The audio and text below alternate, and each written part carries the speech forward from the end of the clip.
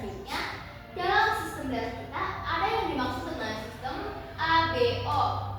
Nah, ini dia dari ilustrasi-ilustrasi.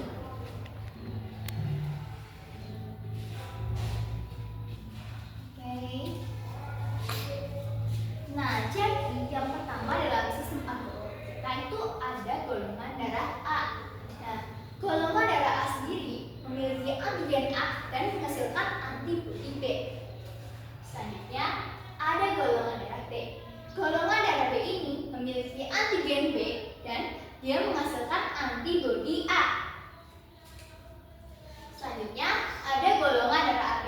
Nah, golongan darah AB memiliki antigen A dan B, tetapi dia tidak menghasilkan antibodi A maupun B.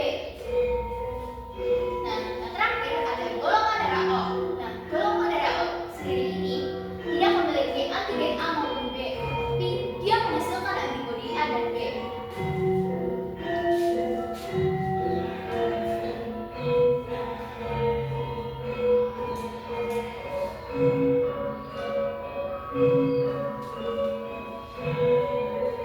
Selanjutnya, masuk ke materi donor darahnya. Nah, donor darah adalah proses menyumbangkan darah untuk tujuan transfusi darah. Nah, transfusi darah sendiri adalah proses pemindahan darah dari seseorang yang sehat dan memenuhi syarat ke seseorang yang membutuhkan. Nah, donor darah itu dibagi menjadi dua. Yang pertama ada DDS dan yang kedua ada DDP. DDS sendiri berarti donor darah sukarela atau seseorang yang menyumbangkan darahnya secara sukarela dan dia tidak tahu kepada siapa darah tersebut akan diberikan. Selanjutnya ada DDP atau donor darah pribadi, yaitu seseorang yang diminta menyumbangkan darahnya dan dia mengetahui siapa darah tersebut akan diberikan. Nah, sampai sini kira-kira udah pada paham belum sih? Udah. Biar suasananya gak tegang-tegang banget. Mau es break nggak kira-kira? Mau. Oke, jadi berdiri ya. Ini 5, ini 4.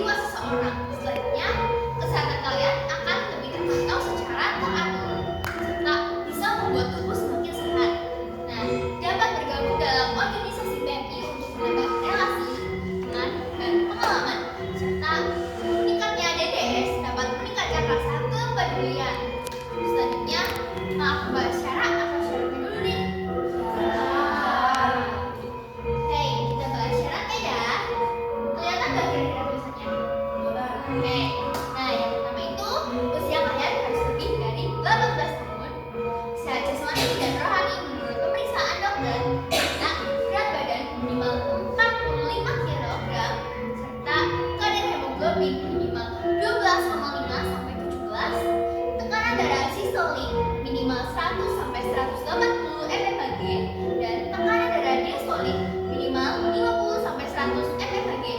Selanjutnya, tidak menderita penyakit berisiko tinggi seperti HIV atau AIDS, hepatitis, sifilis, jantung, hati, paru, ginjal, kanker, dan lainnya. Nah, bagi wanita yang sedang haid atau hamil, tidak diperkenankan untuk mendonorkan darahnya. Paham kan? Paham. Selanjutnya aku bakal bahas caranya. Nah, caranya sendiri, kalian harus datang ke UTD atau unit transfusi darah terdekat. Nah, mengisi formulir. Nah, ini dia ilustrasi formulirnya. Terdapat keterangan nama, tanggal lahir, jenis kelamin, umur, golongan darah, dan berat badan serta alamat dari calon pendonor. Di sini juga tertera keterangan bersedia maupun tidak bersedia dari peserta serta tanda tangan dari calon peserta. Nah, selanjutnya petugas akan memeriksa kesehatan calon donor sesuai syarat. Selanjutnya, asisten transfusi darah atau ATD yang terampil dan berpengalaman akan mengambil darah calon pendonor sehingga pengambilan darah dapat berlangsung kurang lebih 10 menit dan aman. Ini ilustrasi dari pengambilan darahnya. Nah, kalian nanti akan disuruh berbaring dan lengan kalian akan diberi apa ya namanya, kayak selang gitu. Terus nanti darah kalian bakal pindah ke sini. Nah, selanjutnya kalian tuh bakal dapat